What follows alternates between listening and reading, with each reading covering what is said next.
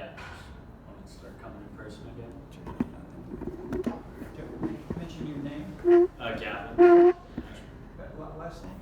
Ashman. Ashman. Okay, good. I'm Jaden Mendeski. I'm a fourth year. I added this class earlier this week. So. Why don't you just mention a little bit of your interest in the area of the course? Yeah, I've taken one of your courses previously last year. I thought, all the content's pretty interesting.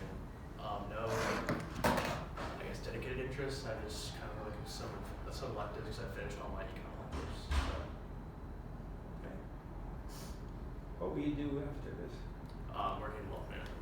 Where? I'm working in wealth management. Okay, good. Thanks.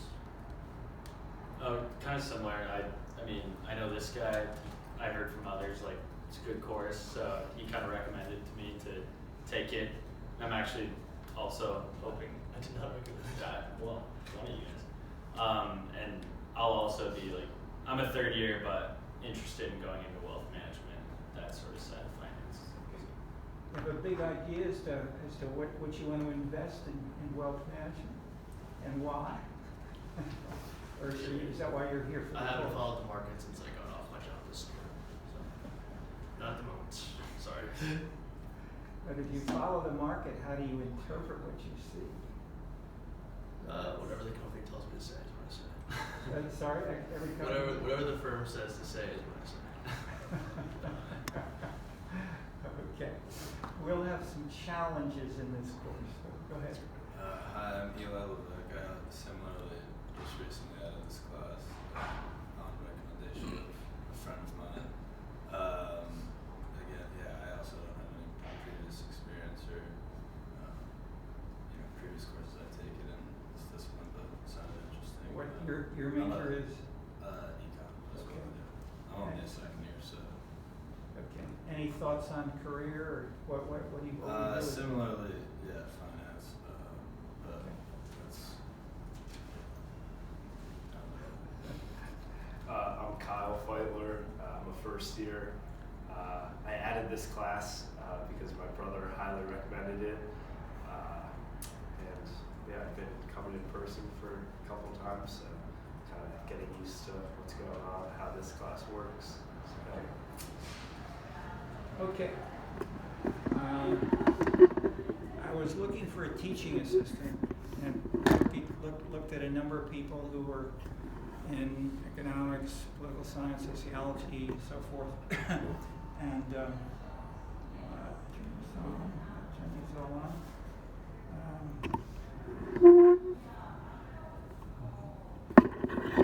And then I saw one more vita, and it had someone who'd written drafts, 10 papers over the summer, and they're quite different, but they all mostly overlap with this course. So we talked, and here he is. Why don't you tell us more about yourself? If you can say something about some of those papers, and then what I'm going to do is connect this session right now and ask the question, and we begin some answers here. How can these kinds of individual topics combine, and how do these match with bigger frameworks which are being defined and redefined? And I'll just mention the whole Department of Economics is drastically changing, as is the discipline right now. And one of the leaders was Gary Becker here, and it's his students who are from Harvard to Berkeley around the world who are leaders in doing this, and they're joining. I ran with Gary for some time and talking about what he's doing, etc. And I said, you got to be a professor of economics and sociology. And so we did. So he, for 20 years or more, maybe 30 years, he was both. And the kinds of topics he was dealing with, I deal with are more traditionally economic. I did a book called City Money. He didn't do anything like that. He dealt with inheritance, with happiness, with love, with all kinds of complicated, and then human. Okay, but I'll say that's the general framework that the economics department. But the same thing is happening in different ways, different speeds, different foci, in most of the social sciences, but they in turn are driven because societies are changing, and they're changing fast, as evidenced by the issues being fought over for the presidential election. The same thing in Europe. The European parties are dividing, changing all around. And so, what kind of roadmap do we have? If you have wealth and you want to invest, or you want to start a new firm, you want to run for office, how can we make sense of this? Okay, give us a sense of how. And so the additional point is, what if we do where we can invest outside the U.S. borders? Many people are investing, balanced in every country of the world in terms of its economy. And the biggest alternative is China. Okay, how and why are the issues which you're dealing with in China and in the U.S., and where and why are they similar or different? There we go. That's our lead in. So Yeah, I have some slides too. so please. So he's been preparing stuff here. Hi everyone, my name is Yuxuan Cai. I'm a second year graduate student majoring in computational science. My background is more related to architecture and landscape design, and also It's just a little slower and clearer. okay. And Take your time. Okay, some experience related to urban planning and urban design. So currently I'm more focused on the research and to understand how to use computational methods like new technology, large language model, to understand how urban system infected people's behavior and perception. From my design background, there is a very interesting project. So you can have, after you did a BA, you worked for several. Who did you work with for several years before you came here? Yeah, before I come here, I used to be a landscape urban designer working at Shenzhen, Shanghai, and Beijing. I cooperated with several design studios to take part in some international competition. So And they won prizes as the top. yeah, and also before I come here, I used to study 1 year architecture design in UC Berkeley. So this project is developed by that time. It is more related to today's topic. It's kind of using to understand how food culture and building environment to affect people's affect the urban planning. So for this project, we want to make the food culture and also the food accessibility as a main factor to rethink about how to replan our city and urban green space. So this project also made by American Society of Landscape Architecture and also landscape institution from UK. If you guys interested about this detail, you can search by Google and you can see some video and also the detail. And we also publish an open source book if you are interested about that. And also some real projects in a specific city, like in in Beijing and Shenzhen. We help the government to rethink about how to reschedule the urban ecosystem and also some public space. We developed a new project, kind of similar with the Highline Park in New York. So we do the same thing in Beijing, but we combine a lot of new elements because they have a very high density and also some cultural issues. For my academic background, I'm also interested about how to understand urban green space and people's perception. For this project, we developed a new concept about implementing the urban nature habitat in San Francisco. We previous research more focused on using some socio-economic factor and also some green space resource distribution to identify the society is going too fast, we combine some new technology, kind of like large language model, to collect data from social media to better understand how cities work. So for this project, we divide this concept and combine the resources from social media and to test the result in San Francisco. This is our framework.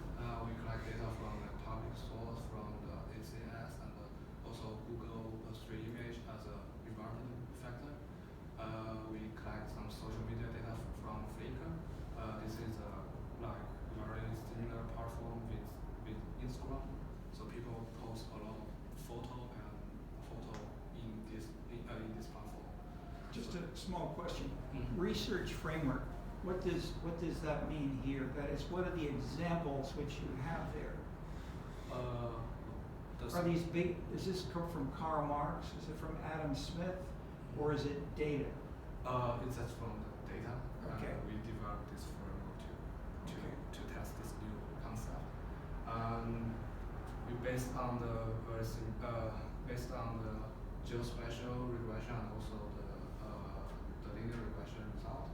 We found that there are some specific elements, such like urban green space, land use diversity, have a very important role for our new concept, implement urban natural vitality.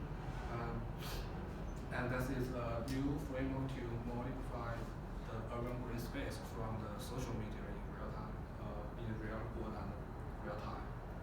And also that's the new project we are currently working on, and this more divided based on the last project. We collect more data from the whole US, about 10 cities, to test why social media data can identify as a urban vitality index. So we combine like GPS data, social media, and also the social economic data to really thinking about this concept is really exists and how to prove the evidence for to us to deeply understand the vitality concept. Yeah, that is all my research, current research background, and also I do some research about transportation system, mental health, and climate change. If you guys are interested about that, and also architecture design, we can talk more about this data. Yes. Thank you. Okay. He's in a master's program on computational science. James Evans founded it and when Gary Becker was slowing down, he led for 30 years or so a workshop in the social sciences that joined lots of people from all the disciplines and talked about new ways of thinking about things. James Evans, with a young economist, the two of them really continued on some of that discussion. Evans then went on to create this master's program. There are now about 70 students, mostly from Asia, and they're smart and they're working on a number of things. But one of them, where they had a conference 2 days, just a week or so before classes began, which I went to, and it was on AI. AI is on all the places to invest. What's I think the largest? I think it's large language model. It's surpassed Apple and Google. I think it's Yeah. okay. So highly volatile, and so one of the issues was how do we analyze a new kind of activity called AI, and one of the frameworks which articulated was what kind of research. That's where I stopped you and said research framework, and what they said was basically what you said. We want the data, and we want to have the way of structuring it, which should come from econometrics as our model, not Adam Smith, not Marx, not Thorstein Veblen, but measurement. So much of the base of this is how to handle the data in a manner very close to what you see here, and which James Evans is not just articulating this. I can say, I joined the group, I've joined this teaching program just this year. So I'm new to it as well. I'm learning some of this stuff with there are a couple of new core faculty, and so we're engaging and learning about some of this stuff and discussing it together. All right, I'm perhaps invited because I bring more of an analytical framework, which does link with more of the just put your head out and see if they'll be quiet. Yeah, don't just close it. Just see if they'll. The same group each time. We try to move them away so we can have some air come through. All right. Where and how can we put these things together? Let's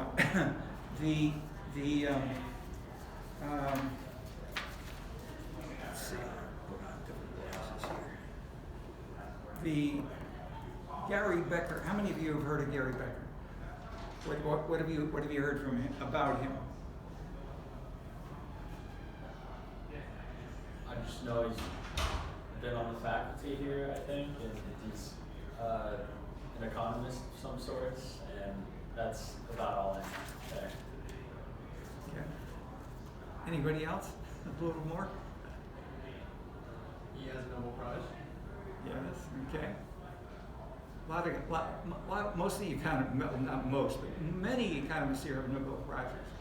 Many will rank him way up there. But anyone else?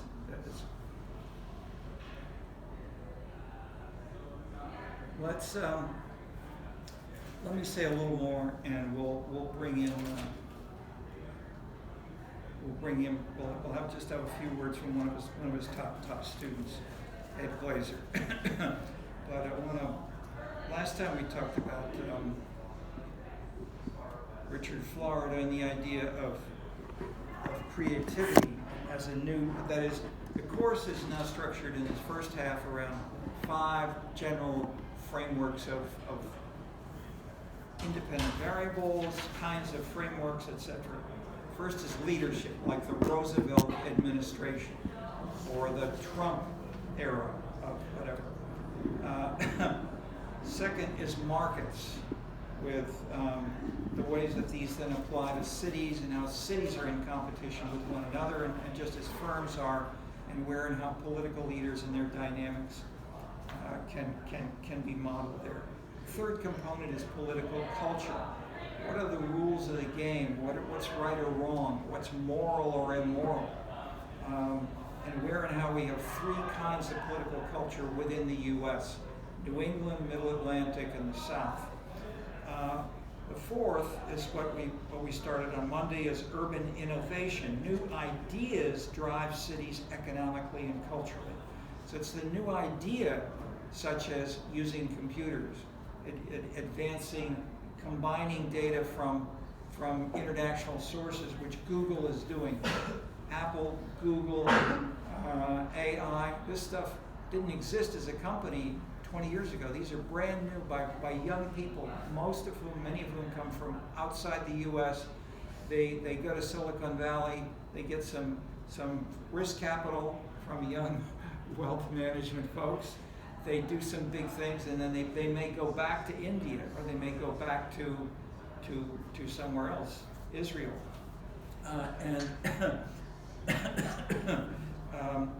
Where and how these are what we then talked about Monday, and we had two big frameworks. Economic development is being driven by ideas, and especially which ideas, those which are encouraged by, in the general term, bohemia, doing things which are not just the establishment the right way.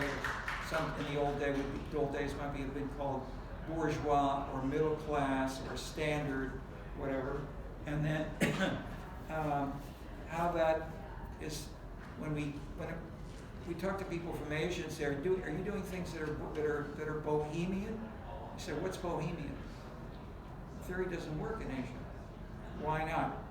So that's what we pursued, along with the second third of the book is the politics is focused on votes, on legitimacy, on trust, and responding to citizen preferences, and how the traditional left and right was the model of this in the book, such as from Anthony Downs, called An Economic Theory of Democracy, focuses on modeling the left and the right.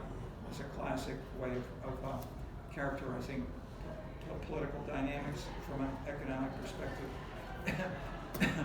in which the entrepreneur, the political entrepreneur, is analogous to a good entrepreneur in the economy, the private sector, and where he can serve as the invisible hand, and instead he's an invisible politician. The ideal for the economic system, which is moving smoothly, is that there is not a leader. Leadership doesn't matter. A good leader is one who better responds to the market.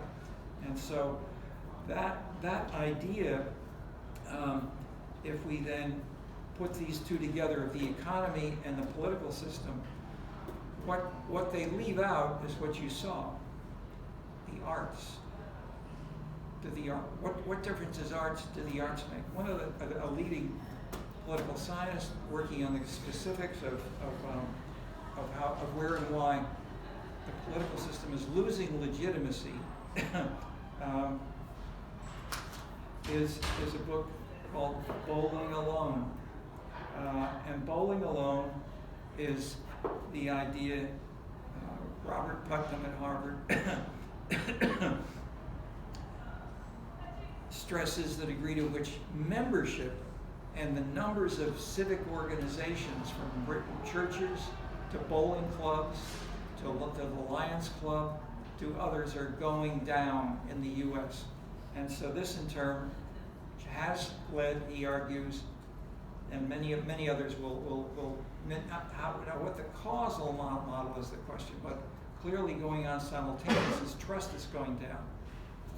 And so what can be done here? And so the third part of the book says the arts can help to fill that gap, that gaping hole in both of these theories. And it is found in China, and it's found in the U.S., and it's found in Europe. It's very new in the U.S. You haven't taught, and no one's taught you in your economics courses generally. May I ask, how much have you heard discussion of the arts as a driver of the economy? 4 of you. Okay, nobody. That is typical. You still have at least one full professor of economics who publishes in journals called Art History. And I've been to workshops with him, with Gary Becker, with people filled with Nobel prizes in economics. And so they say, well, what's your evidence that there's innovation? He says that the key driver for the arts is innovation. And that an artist doesn't just make a car, he creates stuff with his own pen, by making it design. And so in that sense, the arts are a more quintessential, pure form of innovation than most anything else. And certainly most things related to material production, widgets, so-called. So where and how the arts may potentially transform what we can call the utility function, utility preferences of the citizen, most economists have said we leave that to other disciplines. But people like Ed Glaser and Gary Becker are beginning to see that we need to join things from other pieces, from other they may in the past they've been more pursued by other disciplines, but it's changing. Let me turn then briefly to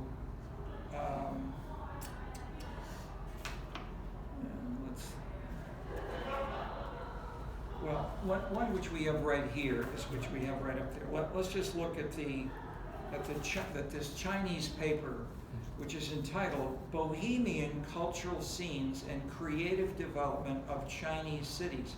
and an analysis of 65 Chinese cities using cultural amenity data.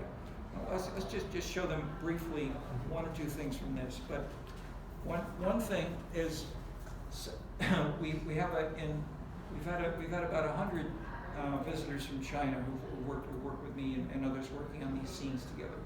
They've created a scenes academy.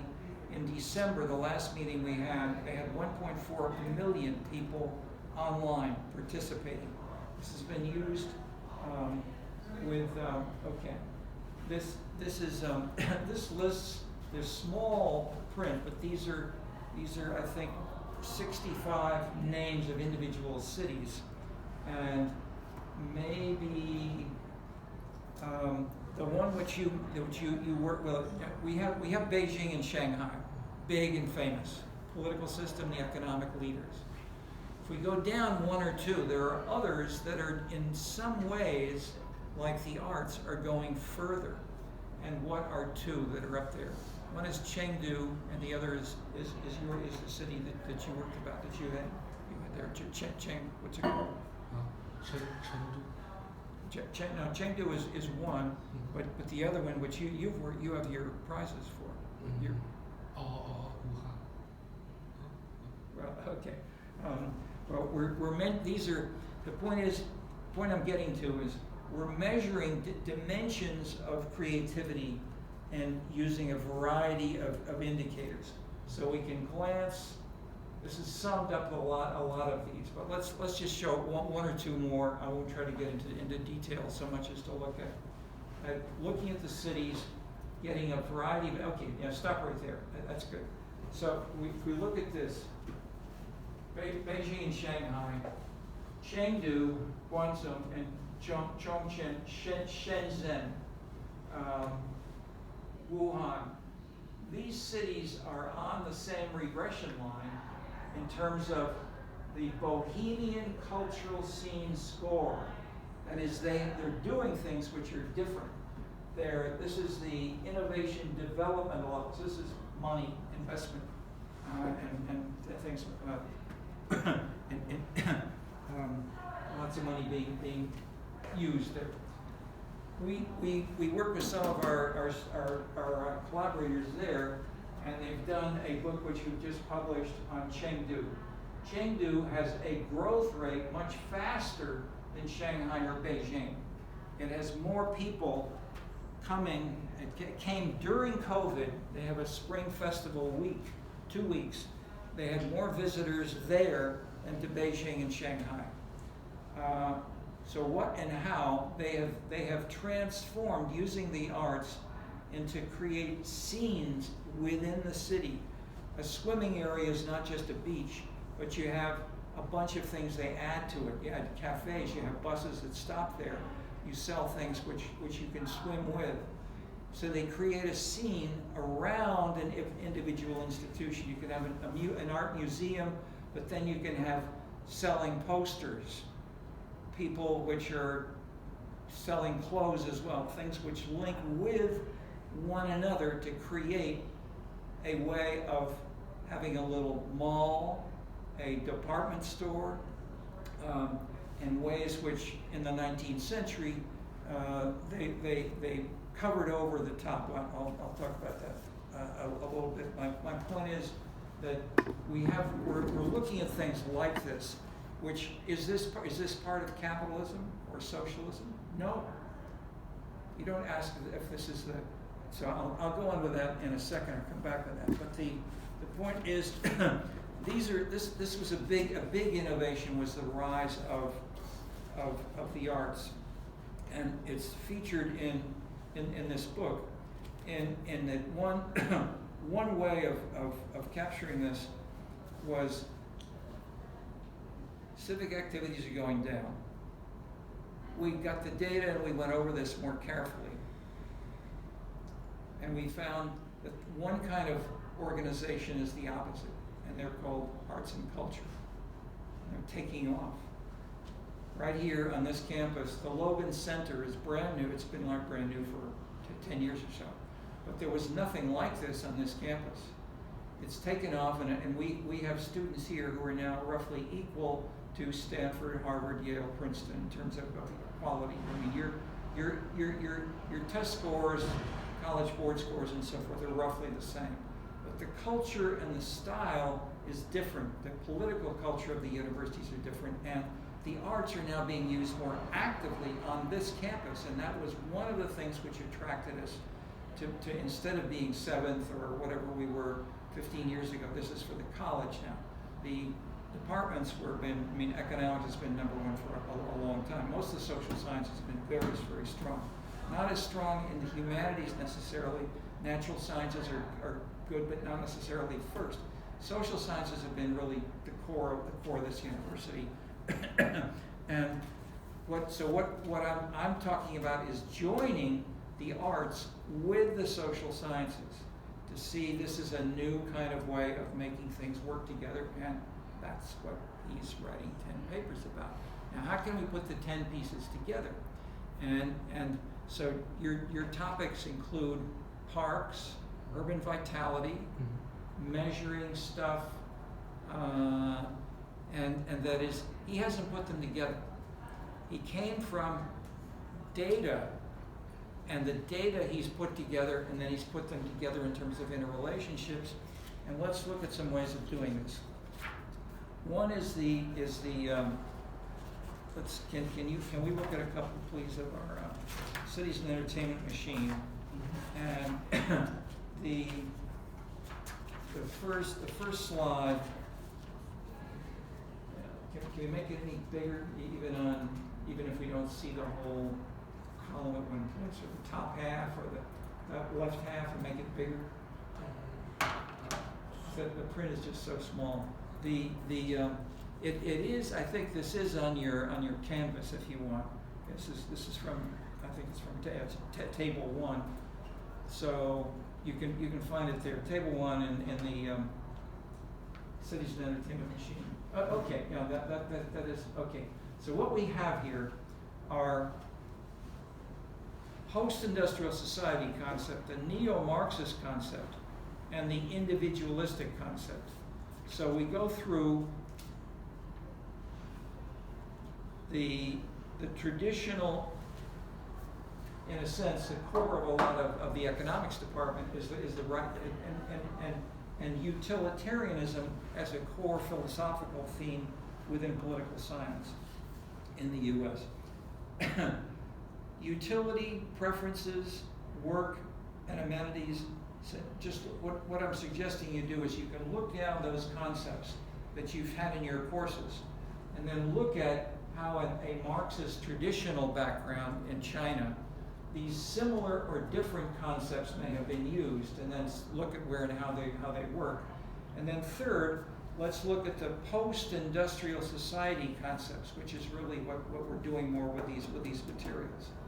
And we have, instead of a focus, the biggest simple thing is the first line. Instead of just focusing on satisfying people's preferences by producing shoes or automobiles or something else, we focus on consumption.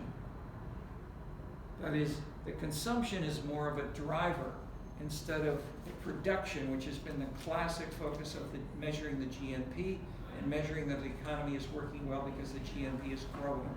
Okay, so it's one quick way of listing frameworks. This is the second one is table 2.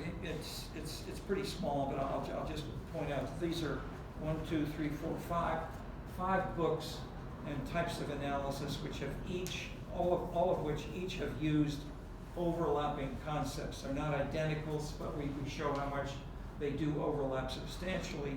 And these then connect with new aspects of topics: consumption, leisure, consumers, home, women and their families, personal influence and social interaction, citizen-focused, buying consumer products, talking with friends to form opinions. Okay, these kinds of things are not you normally study in economics in the past, but with Gary Becker and others like Ed Glazer I'm mentioning here, they're studying this, and I bet that many of your younger faculty in the economics department are writing papers and books about this. Okay, let's go to the next one. This is table 3. This one, it's got a lot of numbers, but it's very simple, and you can look at them if you want in your Canvas version. But the big point to look here is how big are these numbers? They're all very, very small. Why do we look at that? Why do we care? If we go way down, we go down 2 pages of variables here. We've got a whole bunch of things which come from the sources used by Robert Putnam. It's called the DDB. It's the biggest marketing, advertising, or one of the biggest advertising and marketing firms in the world, and they collect a whole lot of data on citizens, and they redo it every year or 2. They've done it for about 20 years. More than that, more than 20 years. So we put them all together over time, and you can see them over years and the like. But the general point of this is to say, how much are these leisure consumption activities? How often have you gone bowling in the last 12 months? How much should the government resist imported products? I'm in favor of legalized abortion. I rode a bicycle. How often in the last year have you done went clothes shopping, dressing well, went to a club meeting? The car I drive is a reflection of who I am. Worked in a community project, contributed to an environment. Okay, the question is, how much do these headings, these columns, are they interrelated with your annual household income, your level of education completed, respondent's age, occupation, and whether or not the person is African American. Okay, aren't you heard these on television? In your courses, these are in your regressions, these are in your tables. These are standard variables that all the social scientists and journalists use. The question is, how strongly do these 5 classic variables explain what people are doing in their consumption patterns as measured by the best data that we have?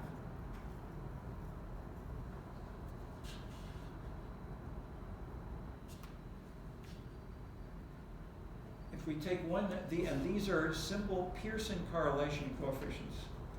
You take one of these, which is 0.01 or 0.1. Look for a high one. A high one is something like 0.3. If you square 0.3, you get 0.09. That's to say, maybe 9% of the variance is shared by those variables. That is to say, 80 to 90% is noise in terms of these variables. These variables do not explain what most people are studying. And this is true in economics, it's also in medicine, it's in biology, and so forth. Our knowledge base is small. It's leaving out 80, 90% of what's going on. What do doctors do? They generally say, here's an aspirin, come back in a week if you don't get any better. Okay, they don't know. And they don't say that very explicitly, but look at the journals and look at the term. The term is called the adjusted R-squared. You have an equation with all these variables and maybe 20 more. They explain about 10 to 20%. Okay, that's the point of the book Cities and Entertainment Machine. It is a review of the best knowledge in economics, political science, sociology, geography to study consumption. We've got a bunch of propositions which do this, and so it distill. And in most of this, it's not that much to distill. It wasn't that hard in the sense that we have about 50 propositions. And then then in the rest of the book we go over some examples of data which could be analyzed more thoroughly, including the arts, which we discovered in doing some of this stuff. Another one was the argument with Richard Florida, which we presented last time, and how in one chapter here we basically refuted. Florida had a view that the real driver, I won't say the driver, indicator linked with what is changing most most rapidly, which is Silicon Valley and technology across the U.S. And was what characteristic? You ever heard of that in terms of the crazy variable? Percent gays. Percent gays? These are building iPhones? No, he doesn't say that, but he's trying to say that this is tolerance. And so tolerance is a good idea, but the measure of gays was spurious. Okay, so you can, that's what this pursues. So the next chapter is called Starbucks, Bicycle Paths, Urban Growth Machines, Emails Among Members of the People working on this stuff. So I put some of this out and I said Starbucks is a major indicator we ought to be studying because the Starbucks dynamics are changing consumption and where and why they are. And these were people these are mostly sociologists, some psychologists, some political scientists as well. And they said, Terry Clark, you're crazy. And so they throwing tomatoes. And so they started to say things after a week, the tone began to change. After a month, more of them began to change. So I mentioned earlier we had a meeting with the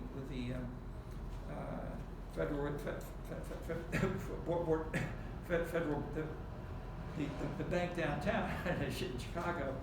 Same thing happened with 80 economists, which were Ed Glazer and I talked. So let's let me present here. It's not it fits here. Can we show the Ed Glazer? Just a couple of minutes. You can see here. We saw last time. We saw Richard Florida. Yes, that's good. Florida, Ed Glazer, down to three of us. So Ed Glazer is by many considered the top urban economist in the world. So, and the three of us really discovered consumers. Measure how much people slow down when they know it's going to be bumpy. Now, that's okay. Know how it's going to be bumpy. It turns out there are really predictable jumps in bumpiness at town borders. So you're driving along between Chicago and Evanston, and like all of a sudden the roads get a lot smoother. And in our Uber data, the drivers respond. They just go a lot faster when they're in Evanston. And that, in some sense, powers the economic model. That's what enables us to estimate how much people are willing to pay. In this case, they're paying when they go into Chicago by slowing down, by wasting their time to avoid the bumpiness. And that's where that 31 cents comes from.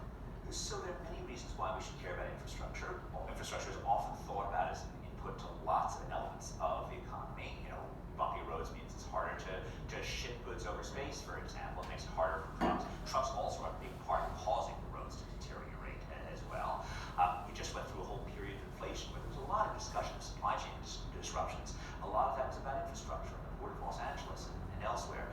But for me, I don't think about economics as just being about GDP figures or financial markets or anything like that. I'm a student of Gary Becker's, and to me, all parts of human life have something to do with economics.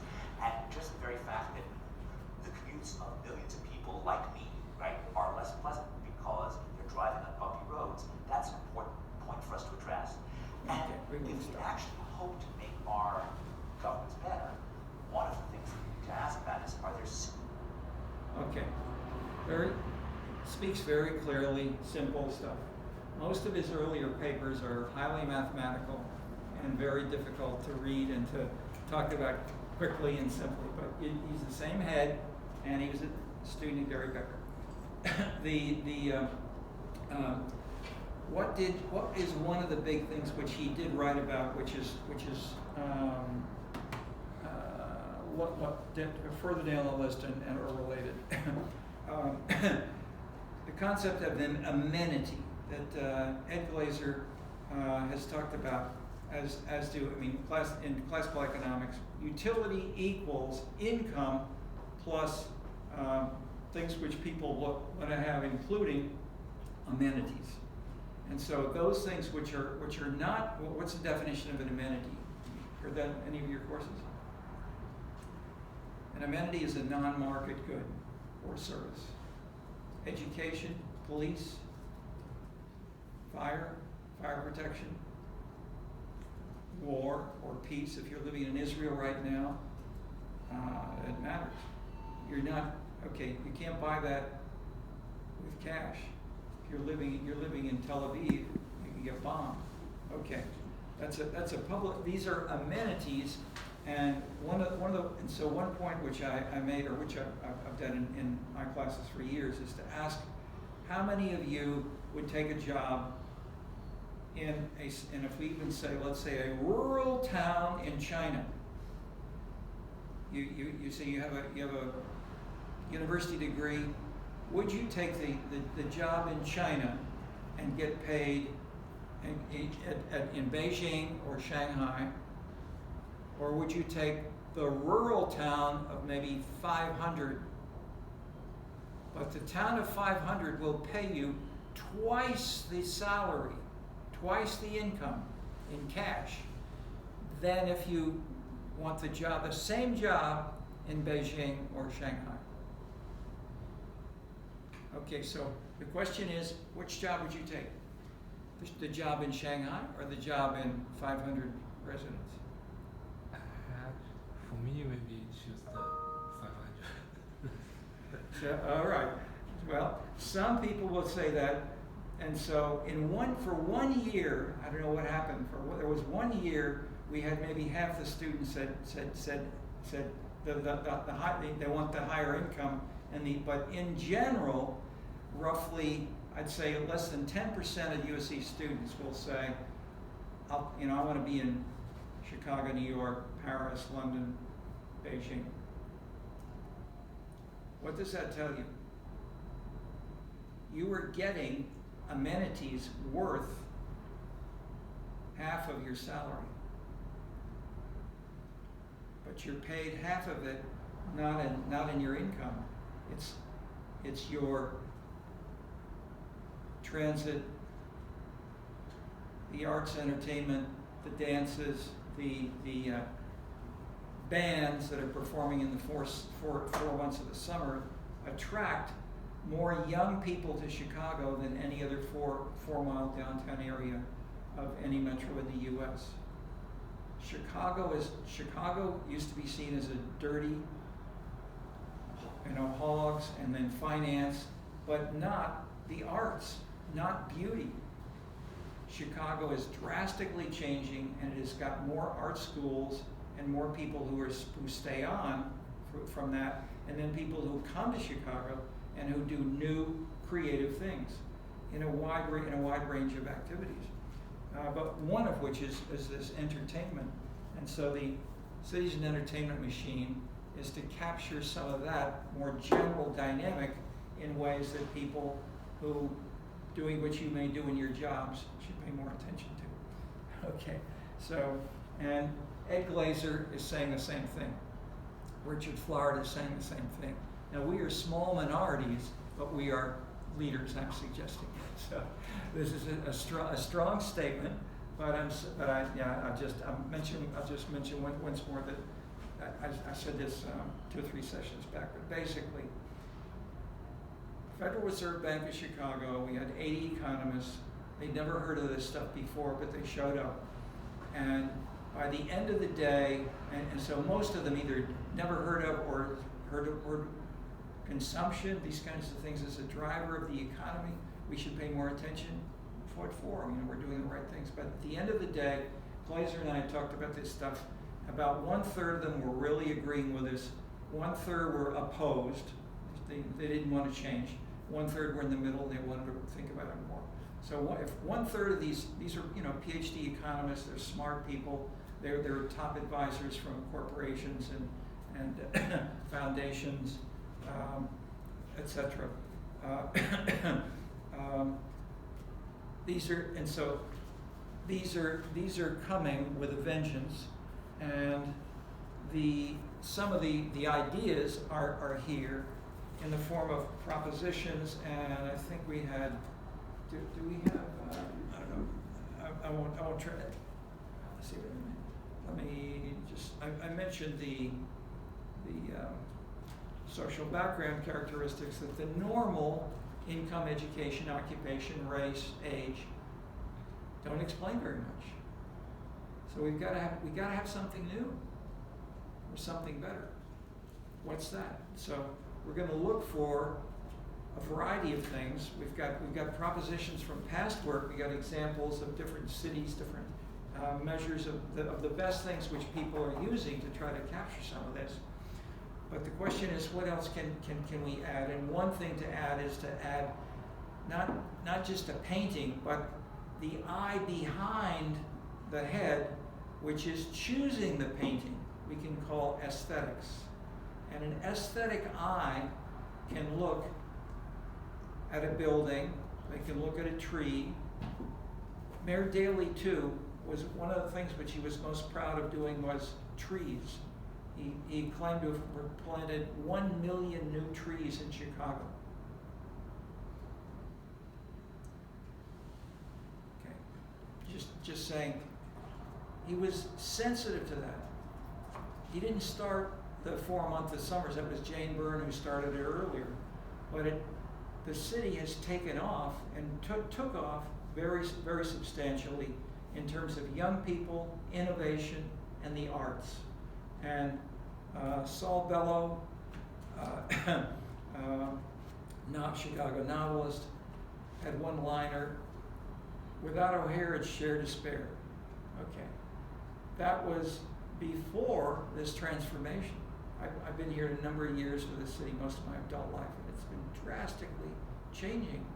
And it's fascinating for cities around the world as we can learn from some of those Chinese cities that are doing things like Chicago, and where you first studied in Wuhan, basically has an Institute of Culture, and they're doing the major surveys across all of China for the Ministry of Culture. So we have access to some of these data from the ministry and the Wuhan people who were here. Bo Chen, I mentioned, brought us those, and we're still working with these. Okay, so I'm giving you some examples. One big concept was bohemia. We'll talk about that a little bit more, but that's at least a label you get quickly. The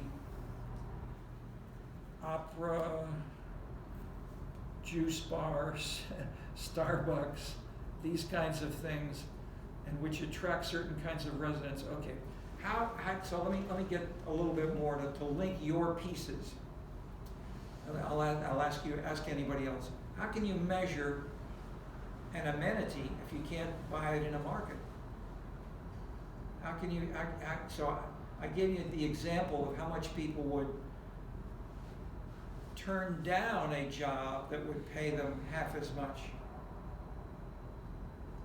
I guess How can we build on that? By like utility, like personal utility, like how much is this good gonna personally benefit me, or how much relevance does it have to my daily life? Yes, but how to measure that? To quantify that, I don't know. I guess it'd be tough. Like if you're looking at something like you said, war as an amenity, that would probably have lower personal utility if I'm not personally drafted in the war and it's an overseas war. Okay. So that's a bigger, harder one. You heard Glazer. So he's worked on big things like that. But what he talked about right here was bumpy roads. How can you measure the dollar value of bumpy roads? He said it was 31 cents. 31 cents is. You like measure it against like the extra time you're gonna lose by driving slower. Like he said, like you drive a little bit slower in Chicago just because there's potholes and stuff. So time is money, and you're losing that time. Good point. So I mean that's one kind of thing which you definitely could do. How about imagine also that you had all the data for all of the cities and zip codes within the U.S. It's roughly, I think it's 60,000. We merge it together with income, education, a bunch of other variables. It falls down to maybe 35,000. We got lots of little zip codes. So the city of Chicago has maybe, I think it's 180 zip codes, something like that. So we can get those bits of zip codes and then look at those and then look at not just Evanston and Chicago, which is a nice simple example, but what he does and what others have, and what you've been doing is to take these kinds of data and say, if we've got 45,000 different zip codes, they have many different combinations of bumpy roads and income and education and occupation and other things. And so one of the biggest things which classically economists have looked at it is what people are paid if they're working. So when I asked, if you'll take the job and you're getting paid half as much, but I mean, that's one way to try to start from something like that. But if we then try to say, what is there that leads you to want to be in a Beijing or Chicago instead of the small town in Nebraska? If we try to measure the number of different amenities, and so we've got, say, a Starbucks, we've got an opera, we've got a juice bar, we've got a grocery store, we've got, how many of these do we have? And then getting to more subtle things, pawn shops, or nightclubs. We have a former student who's a guy who's a PhD student. He's now leading a restaurant combination bar combination entertainment center in Urbana, and so so I get stuff that they're trying things out in Urbana, and they've got new ways of really making it the cool scene, etc. So where and how these kinds of things you can do to attract people, and if we can try to count the number of these kinds of activities, the more cool restaurant. If these attract people, one is to measure the number of people who come there from the area, or if we're the number of people who go from Urbana or 150 miles outside Chicago, come here on Saturday night and Friday night, including, of course, coming further for the 4 months over the summer. There's something like 500,000 people who come here in the 4 months of the summer. It's not more than that. But the point is, there are a lot of people who are coming here more than are going. There are people who are also going to national parks. But where and how people are being attracted by which amenities. What I'm saying is we can try to look at those things which do have a price on them, such as your time, or living in Evanston versus living in Chicago. And you can try to see what else is there in Evanston compared to Chicago. I mean, why are people going to Chicago at all? And so if you then measured, if you even went from the zip code where you live in and the zip code where you're going to, in the past everybody would just look at the journey to, and this is what the census reports is, journey to work. But in Paris and Rome, the biggest industry in the economy in southern France, Italy, and Spain is what? It's now, if you knock on the City Hall of Chicago, what's the major industry of the city of Chicago? Entertainment. That's the same as Paris and Rome. This is Chicago. What's that entertainment that the city is selling, and how can we measure that? Well, I'm mentioning something, but the simple idea which the economists have classically been doing here in this economics department with George Tully, with Gary Becker, with others, and I've been working with them for a couple of decades, is to take those things where you which do have prices on them, and then try to estimate the lower wage which you are willing to take compared to the amenities which you may get if you are in either that immediate zip code, or you can then make it a little larger area to make it a city or a metro area in that sense. So you can be, even if you're in a small town in China, and the whole area for, let's say, for 500 miles or 300 miles, there's nothing else there in terms of these amenities, or let's say, to simplify, there's very little there. That in turn is something which we can measure. But the main surprising counterintuitive result, which it's also an interesting because it's where and how it varies with China. I'm particularly pointing your finger, is one of the strongest findings and which I build on, but which Glaser in turn, his first papers were on economic growth. What drives economic growth? And he started to work on innovation, but then he also started to analyze these amenities and how to price them. And other people there basically found the same thing. The more amenities you have, the lower you can pay people. It's not just the people in one class. This is happening all over the US and a fair amount in Europe. China may be in part different because salaries are highly regulated much more by the government than by markets. And so instead of saying China, we can't end with, we can start with China's different, but we can, because China has a mixed economy. It's got a private sector and a government sector, to simplify. Other things that are mixed in between, as in the West. But if you look by those jobs which are highly salary structured nationally consistently, and maybe those have a defining characteristic such as paying more if you're in a bigger city, that may go in the opposite from the Chicago finding.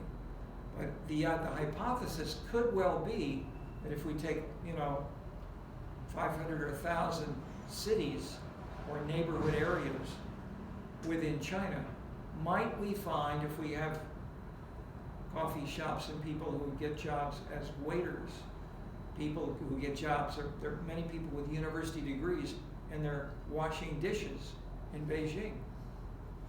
This is a topic of a major bestseller. There are many people who there are many university students okay, so I won't go into more detail, except to say that there are lots of jobs which they're not filling adequately right now, and it's amazing. That is, if China doesn't change anything in something like 25 years, the population of China will drop by half. That's big stuff. So The Economist, I was invited to speak and collaborate on stuff over the internet, on workshops with groups of economists. People are working on having children. They had a one-child policy, then they abolished it, and they're not increasing the number of children. So they're okay. Having a child, and this is what Gary Becker worked on. So my point is, these are amenities which can be studied and modeled if we look, and these are people who are doing so with some of these examples. Let me just stop there. Let's have a little. I mean, I can go go more on any of these things, but you're smart people. Let me listen to any of you raise any questions. How many of you have heard these kinds of ideas before in any class? Anything close, or any kind of a? I mean, spoken about utility. There's some utility a lot, but never kind of placed in the context of thinking about cities versus like rural areas, like what cities have to offer. So there's like aspects of it that are familiar, but this is like a good way to think about it, I think. Okay.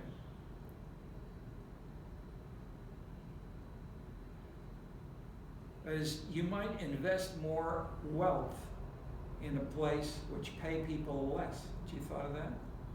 Doesn't that sound pretty counterintuitive? You invest where people are paid less, but Glaser and a bunch of others have co-authored papers, for instance, have something like 85% of the wealth which is being generated in the U.S. is in the handful of something like the 20 largest cities, which are 20 largest metro areas. The money is in the big cities, but it's not paid to individual salaries if you just have a BA or an MBA.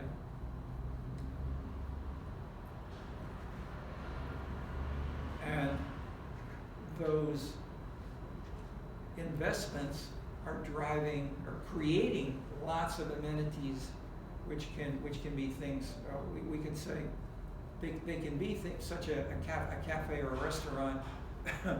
You may walk by the restaurant and you may not necessarily pay if it's a $300 meal, you may not want to go there all the time.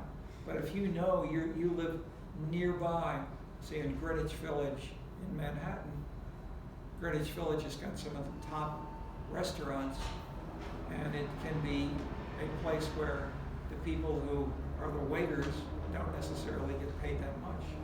But if you're known as working in one of those restaurants, then that means more, especially if you're a young chef, let's say, and you're thinking of becoming a chef, etc.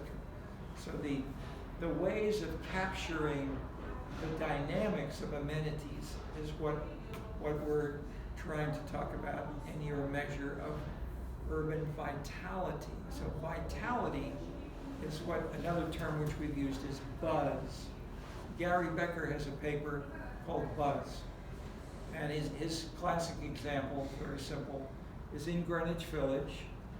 You have a new restaurant and you want to really try to have some buzz. So you maybe hire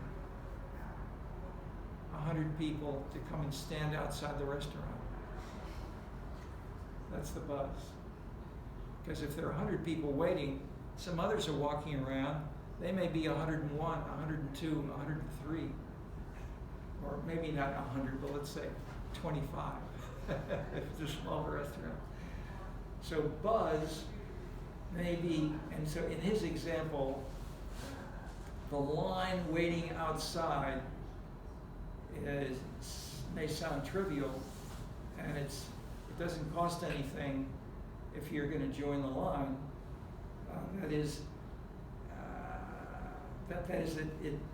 When you go in and you order the dish and then you pay, then there's a market decision.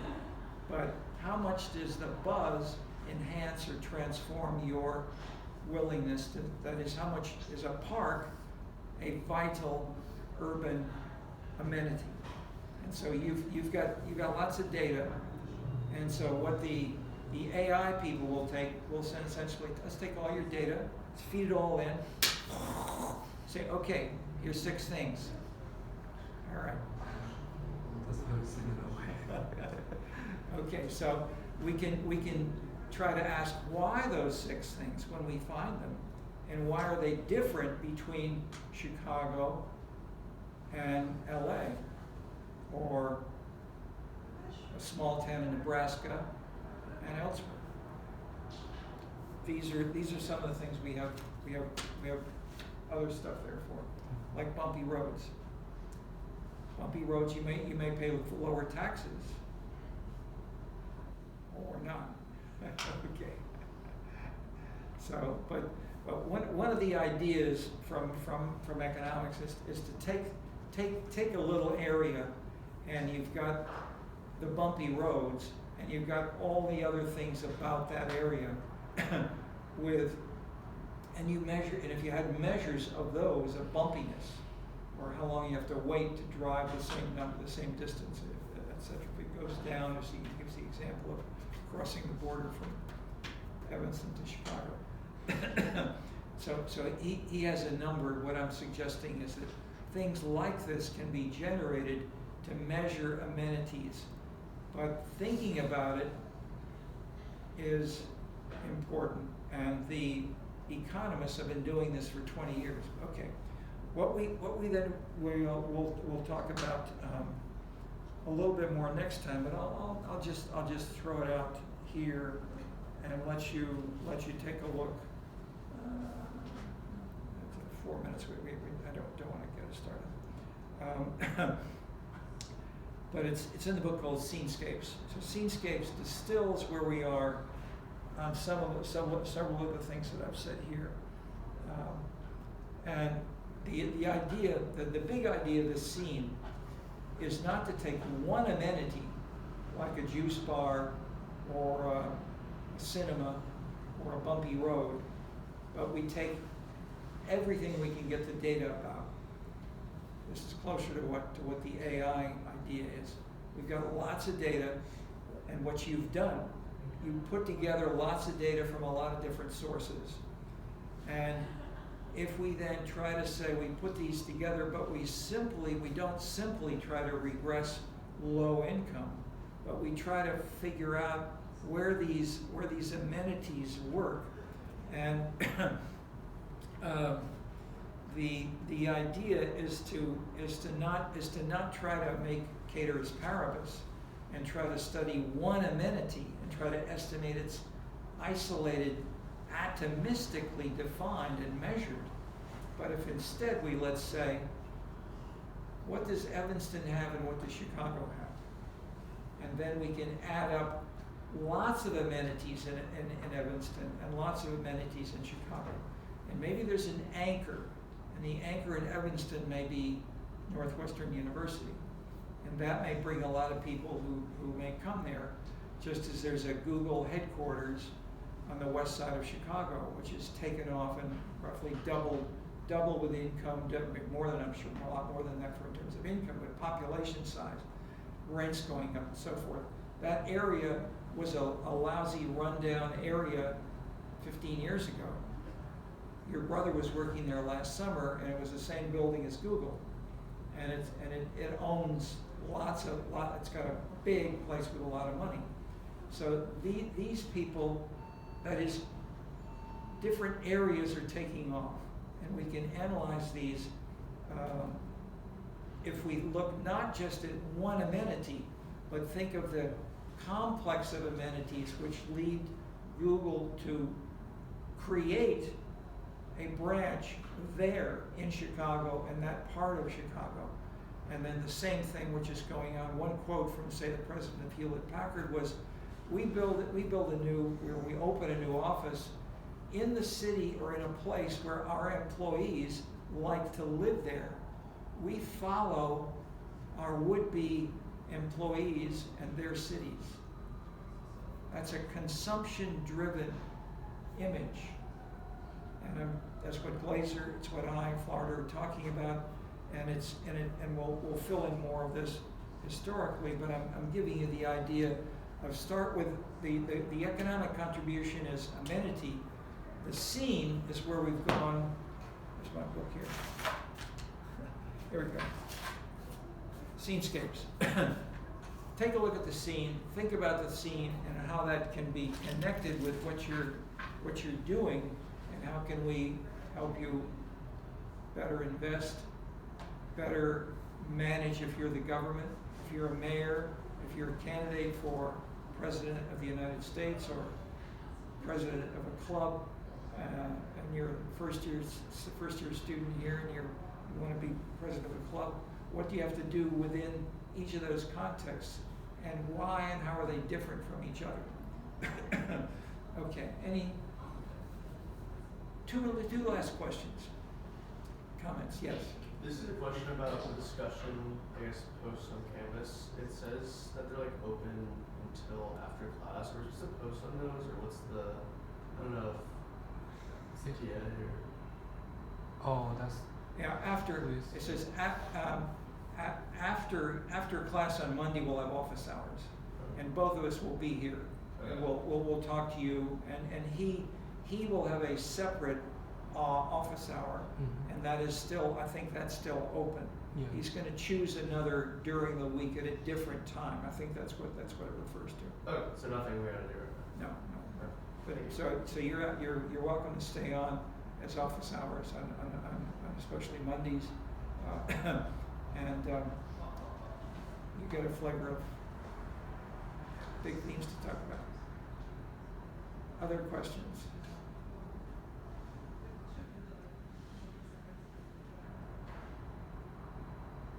Were you able to find any of your memos by your brother? Yeah, I found them all. I think I'm writing a memo on like Buzz right now about Okay. the West Loop like 5 years ago. There then we go. the first one was hostile architecture. Hostile architecture, do you know what that is? Yeah, so I did that for the first one. And then Why I'm don't you taking give them 2 sentences just on that to give them a flavor. for the hostile Yeah. architecture. What you can do if you're here, or for those of most of you, we have about a little over 20 students. Most of them are not here. You can contribute and participate in a graded way to improve your grade by writing memos, and you can post them once a week. And his brother posted every week, and they were very, very good memos. So I learned each week, and then he continued in a second course, and we worked with another student. There were 2 students who really did terrific memos, and one was from Orange County, one was from Chicago. We put them together. But tell us what he or you said about the Google area. Oh, I don't know much about that one, but all I know is that You said the west side. Yeah, the west side basically, like, the West Loop is like 10 years ago was a pretty underdeveloped neighborhood in Chicago, and then I think a couple companies opened offices there, and a couple there's a big restaurant chain in Chicago called Lettuce Entertain You, and they opened a couple of steak houses over there, and so everyone started talking about the West Loop is like the hot new place here in Chicago. So a bunch of essentially big I think private equity firms like Blackstone, their real estate division, started investing heavily into apartment buildings there, and now ever since it's probably one of the most it's probably the hottest neighborhood in Chicago. But the more interesting memo to me was the first one I did on hostile architecture, which is essentially a form of urban policy that intentionally makes public spaces that homeless people typically rely on uncomfortable or uninhabitable, which obviously is just not a smart thing to do. It's reactive and not, it's reactive and not preventative, and obviously the issue is far more deep rooted than the response. So those are just 2 memos I did quickly. And I'm thinking for the third, entertainment, maybe talking about how once Lollapalooza started coming to Chicago, just how big of a presence it has, and talk a bit about that, which kind of ties into Buzz. Okay, Yeah. we're started. We look forward to more. Thank you for being here, and we'll hold on. If any of you want to hang on for office hours, we will continue here.